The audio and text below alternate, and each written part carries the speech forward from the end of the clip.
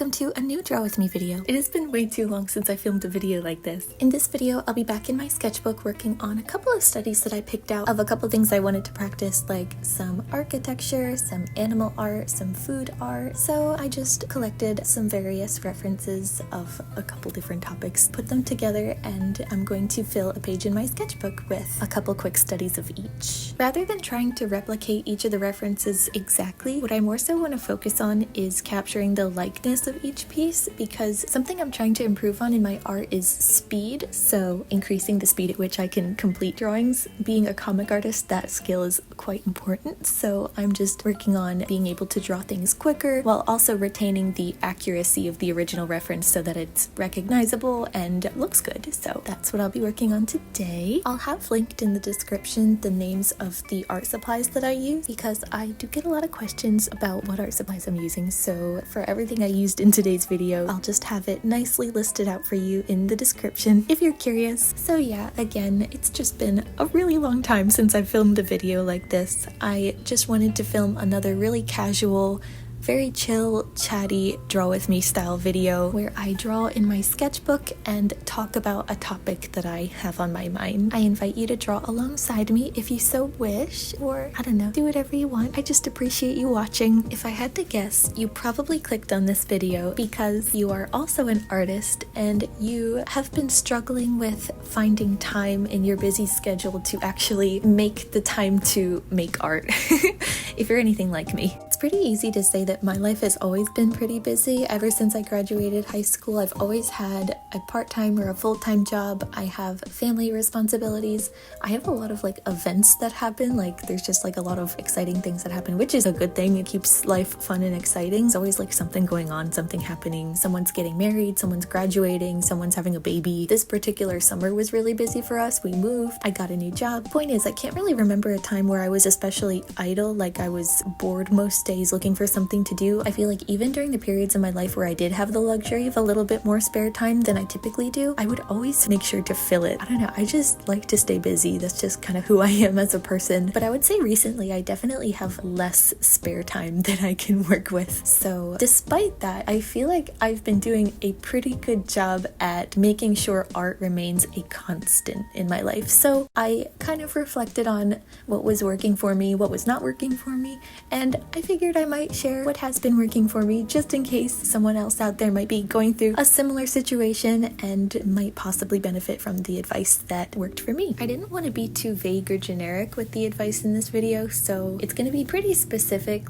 things that I did in my situation that worked best for me to make time for my comics and YouTube videos and general art study. So take everything I say with a grain of salt, apply it to your own situation, see what works for you, leave what doesn't work for you. I just figured it would be more helpful if I was more specific with things. I just know it's something that I appreciate when I watch art advice videos. So yeah, without any further rambling, here are some things that I implemented in my life in order to make time for art and creative work amidst a very busy, chaotic schedule. Okay, but first, let me just define what making art means in my life, because I feel like it looks different to a lot of different people. So for me, when I say making art, that's sort of an all-encompassing term for all the creative work that I do, which is to say YouTube videos, primarily comic work. I'm mainly a comic artist and I'm working on 2 active series right now, so that kind of takes up the bulk of my time. I also try to practice and study different fundamentals in my sketchbook, so I'm always trying to make time for that. And my sketchbook pages are something I share to my patrons on Patreon, so it does kind of count as one of my obligations. So I'm looking at this through the lens of mainly a comic artist who is also a YouTuber. Whatever making art looks like for you in your life, take the advice that works best for you. And despite saying that, I'm not going to go too specific on how I schedule my comic work specifically. I can maybe make another video about that if you guys are interested, but for now, for this video, I kind of wanted to keep it on the more general side as far as everything art related that I do,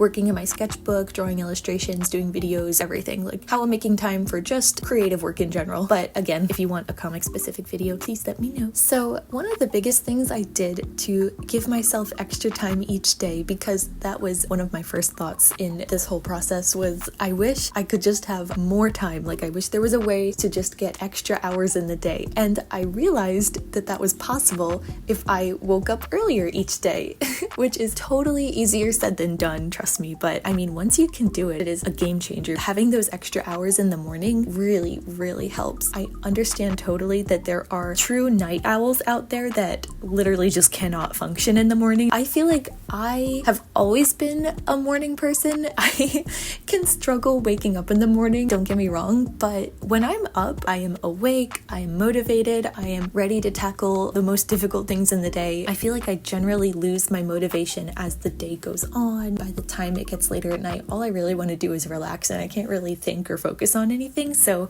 that is my sweet spot, is getting up earlier in the day. And doing this around a work schedule is strangely motivating because it's almost like a really small bit of like rebellion. I don't know if you can even call it rebellion, because like I don't know how it's like rebelling against your work schedule, but it's kind of like an extrinsic motivation for me to wake up before I have to get ready for work, and that way I can steal a couple extra hours in the morning to work on my comics or practice in my sketchbook before I have to go out and work my day job. It's so disappointing and demotivating if I happen to sleep in one day and I wake up just before I have to start getting ready for work. It is the worst. I've just noticed that it's an overall improvement of my mood and everything when I can start the day, albeit early, but I can start each day doing something that I want to do. And then I don't really mind as much, like, okay, time to go to work. And I kind of break things up for myself in that way. And then I come home and I am freshly motivated to do art again. It's kind of like using different like sides of my brain and not getting too burnt out doing one thing or the other. And something I've always loved to do as like a little treat for myself to make waking up in the morning even easier is having a drink prepared for me. So I'll set up the coffee pot the day prior, or I'll make myself a matcha. It's just that extra little treat as a reward for waking up early. It really works for me, and it just makes my morning times just like so special. It's like my alone time. I can just focus on my art and enjoy this morning treat, and it makes it so much easier to get out of bed knowing that I can reward myself with coffee or matcha. I've never really needed it for the caffeine. It's literally just a treat to get out of bed. I just like the taste of coffee or matcha. Like I like both. I've been having a little bit more coffee lately than matcha because matcha is getting so much more expensive. So it's like becoming a little bit more of a special occasion thing, which is fine. But yeah, waking up earlier definitely makes a huge difference. Most of my days are just so busy, and after work, sometimes I'll have to run errands or do chores and stuff, and it takes up most of my evening. So sometimes that is like all the time I'm going to get in the day to make art. So I know it's not the easiest bit of advice, and it's not really possible for every single person, but I will offer it to you if it happens to work for you too, because it's definitely worked for me. And it's not just simply waking up earlier, there's kind of more involved with that. So I try not to stay up too late the day prior. I really try to have good sleep hygiene is what it's called. So, you know, your nighttime routine, winding down at night so that you can get good quality sleep. So it's not just like pulling all-nighters and then waking up early. Definitely take your health into account. That's one of the things that I've been focusing on for myself too, is making sure I get enough sleep so that I can wake up early and it doesn't really affect me as much. So I guess the broader version of this tip would be to try to physically carve out more time in your day where you can. If you don't want to wake up earlier, then I guess the opposite would be to stay up later, but that really only applies if you're able to sleep in the next day. Like if you have the type of schedule that lets you work on that type of routine, I think that's good also. Whatever works best for you. Sometimes that could be finding time just literally in the middle of your day. We don't always prioritize our own time the most efficiently. So maybe also trying to minimize distractions throughout the day and trying to plan your days most efficiently, which goes into my next bit of advice and thing that I have been doing lately that has been really working for me, is to plan my weekly schedule and make sure I have allotted time for all of my tasks, including all of my creative work. This is just something I do anyway with my life in general, with how busy it is. I could not function without a planner, and as you know, if you've been been a watcher of the channel for a while, I love journaling. I love Hobonichi brand planners. So my Hobonichi weeks is like, I've mentioned before that it's like my second brain, because it really is. I keep track of everything in there. And when I apply it in this context, getting to take a snapshot of my week, lay out when I'm working and when I'm doing other things, when certain things are happening, and then I'm able to plan around these things and schedule in time for making comic pages, filming for YouTube videos, working in my sketchbook, etc. It's not always 100% like I'm able to stick to the plan every single time. There's always flexibility in it because something always happens or something always takes a little bit longer time than I'm expecting. I don't know. I get pretty over ambitious, but I don't know. I'd rather be that way than like under ambitious. I don't know. So using a planner and planning out not only my weeks, but also my months ahead of time really helps for me to stay on a general schedule and really helps me to accomplish way more than I would have otherwise if I hadn't planned anything. And I also do it like on a daily basis too, to some degree. So yeah, it's just something that really helps me. And when I'm able to budget my time in this way, I am again able to find these pockets of time in the day that I may have not realized I had before. Maybe I would have spent too much time doing one thing, or maybe scrolling on my phone or something. You know, those little pockets of in-between time in the day, in between events, when you just kind of sit and relaxing. And of course, we need our unwind time. Of course, I also do try to budget that in there because it's all about balance and not overloading yourself, because we don't want to be heading towards burnout. That is not what we want. But yeah, it's kind of like fitting pieces of a puzzle together, planning your day. And I'm not really one to like time block plan my day. Like, I don't do it that specifically, although I know that that can be really helpful for a lot of people. I've done it in the past. I don't do it anymore because it's just kind of a lot for me, but that's just another suggestion. So planning ahead of time in a planner, in my experience, it's super helpful and I highly recommend it. If you're curious about journaling in general, any excuse I have to talk about journaling, I shoehorn it in there. I do have a playlist of all my journaling videos on my channel, and I'm sure in one of those videos I show you what my Hobonichi weeks looks like. I'm pretty sure I remember doing that, so if you're curious, you can check that out.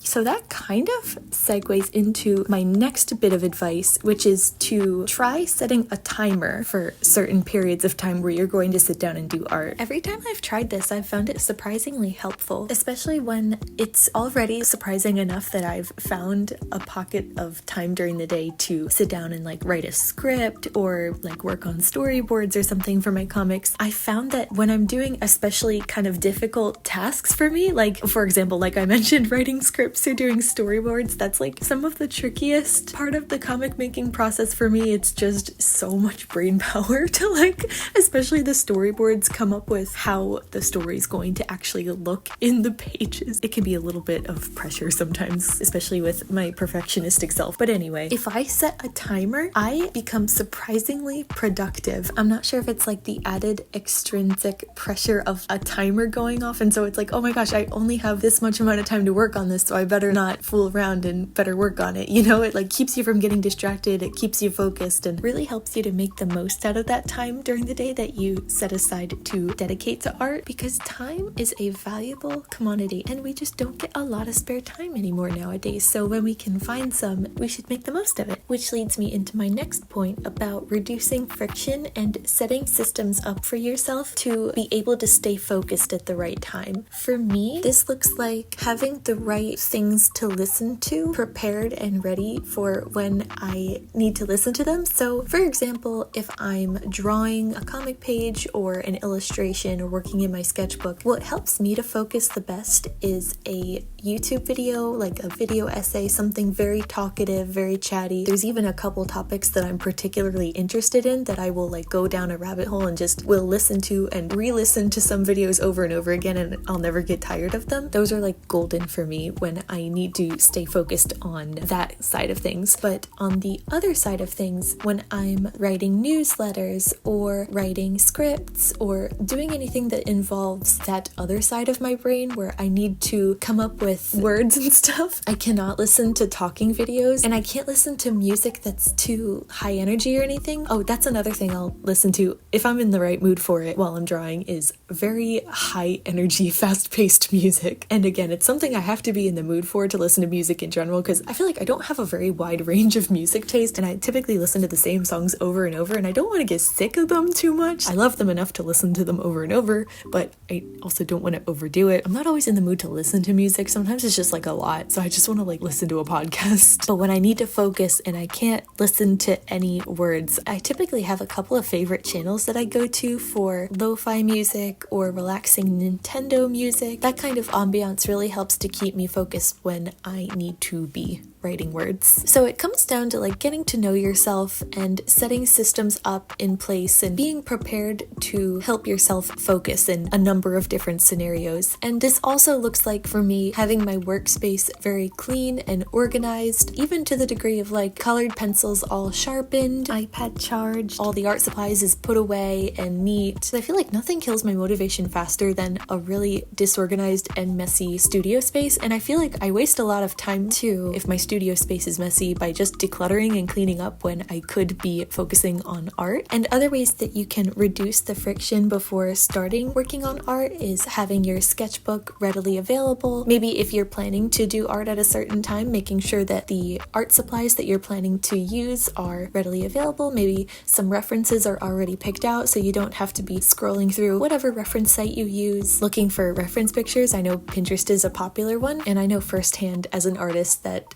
I can definitely go down a Pinterest rabbit hole. Like when I'm looking for references, sometimes I can get a little bit carried away when there's just so many pretty pictures to look through. But yeah, those are a couple other helpful ways that will kind of set your future self up to have more time to make that art, and your future self isn't worried about having certain things prepared or cleaning certain things. Your past self will have already done that for you. So that's just something to think about and possibly plan to do in your day. That just about covers everything I had in mind to discuss for this video. I hope that some of the tips I had to share were helpful to you in one way or another. I really hope that you got something from this video, or if not, I hope you were mildly entertained by watching this sketch page come to fruition. I really like how it turned out. I'm really into this coloring style that I did here, and I hope you liked the little autumn leafy on. I couldn't resist. I love autumn. It's one of my favorite seasons. It is such a colorful time of year, and it is getting chillier. Ooh, I love it so much. I cannot wait to wear my sweaters. Anyway, thank you so much for watching this video. I'll have my comics linked in the description if you're curious to check them out. I would love it if you gave this video a like and considered subscribing to my channel if you liked what you see and you want to see more from me. That's enough for me for now. I'll see you in my next video. Bye!